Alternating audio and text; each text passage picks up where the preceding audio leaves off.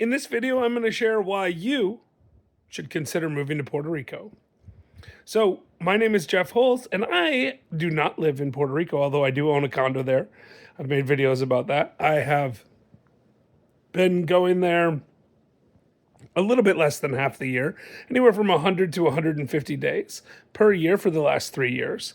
I've started not one, but two businesses in Puerto Rico with my friend Todd, and we're going to continue to expand our operations there in Puerto Rico, and ultimately I will end up living there. Now, I had a variety of reasons why I could not. I went through a divorce I wasn't expecting. I have business here in Tennessee that I needed to deal with, but Puerto Rico, why you should live there.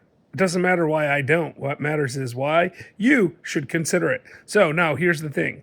There are some insane, and I mean insane, tax advantages to living in Puerto Rico.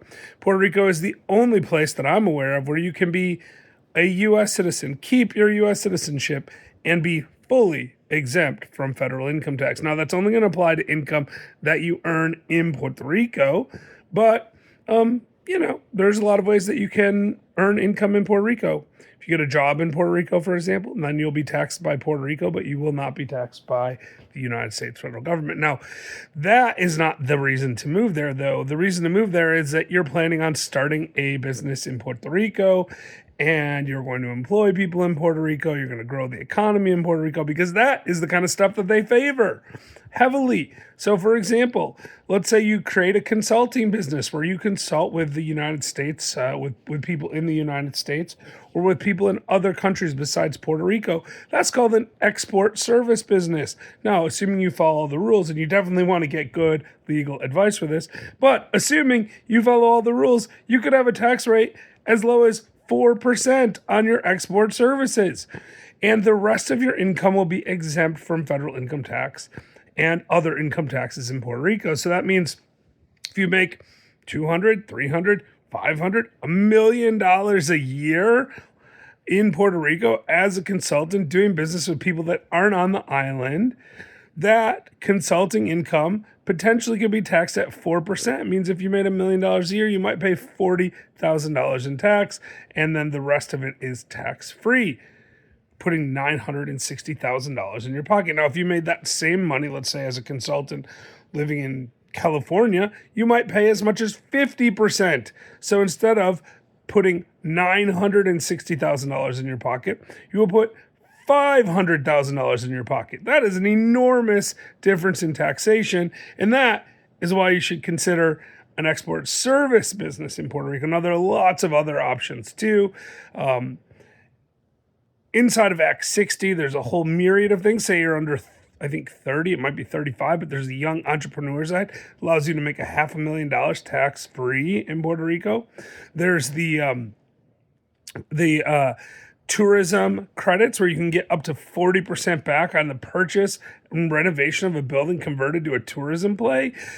Same with hospitality, same with manufacturing. There's so many great things that you can look into. Now, I'm not giving specific legal advice here. And listen, there are some things you need to worry about, okay? So one thing you definitely need to think about is whether or not you actually want to live in Puerto Rico. Now, I love living in Puerto Rico. I love being in Puerto Rico. I want to be there more, not less.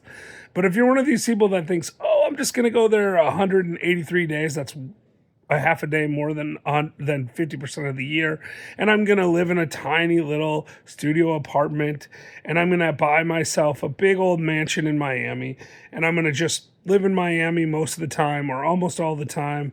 I'm going to go to Puerto Rico 183 days a year so that I'm there, and then I'm going to be a resident and I'm going to get these advantages. No. That's not how it works, okay? There's a 3-part test to determine whether you're a resident. One is physical presence. So, yes, you do need to be there 183 days a year. 183 days. That's the minimum. People I know that have enjoyed living in Puerto Rico, that are there for the tax incentives and are doing it right, stay for 300 days, 350 days a year. They go home for Christmas or something to visit their family, but they spend the majority of their time in Puerto Rico.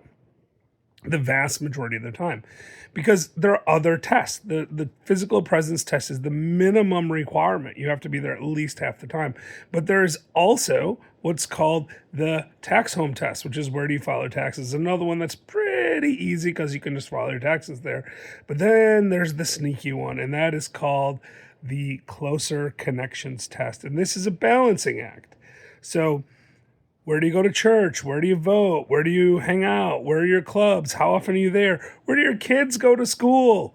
If your kids go to school in Iowa and you have them come to Puerto Rico for the summers and your wife stays in Iowa while your kids are in school and you spend 184 days in Puerto Rico, and the rest of your time in Iowa, that's probably not going to qualify. So the IRS, if you get audited, is going to look at that and say, hey, do you really live there? Where's your driver's license? Where do you vote? Where do you go to church? All that kind of stuff. So you're definitely going to want to make sure that you're satisfying that physical connections test.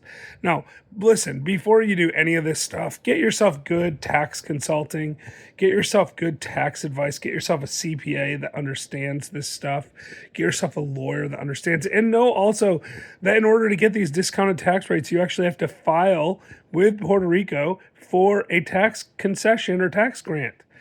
If you don't get a tax grant, you're going to pay regular income tax. So make sure you're taking a look at that and check it out. So those are some of the reasons why I think you could do it for taxes. But there are other reasons to live in Puerto Rico. Let's talk culture. It's an amazing place. People are so nice. The weather is fantastic. You have rainforest. You have mountains. You have Old San Juan, a 500-year-old city. Tons of cool places. Tons of cool things to do. Plus, you might just run into me. But if not me, you'll run into some friends of mine. There's all sorts of fascinating things going on. And you know what? The tax incentives bring in people doing cool stuff. So that's a thing too. It's just an amazing place. It's one of my favorite places in the world. And I've traveled all over the world. I've been to 7 continents. I've been to like 40 countries, more than 40 countries. I've been to all 50 US states. And Puerto Rico ranks in the top 2 or 3 places I've ever been in my life. Highly recommended that you check out Puerto Rico. If you haven't been there already, go check it out anyway. Anyway, that's why I think you should consider living in Puerto Rico. I hope you guys have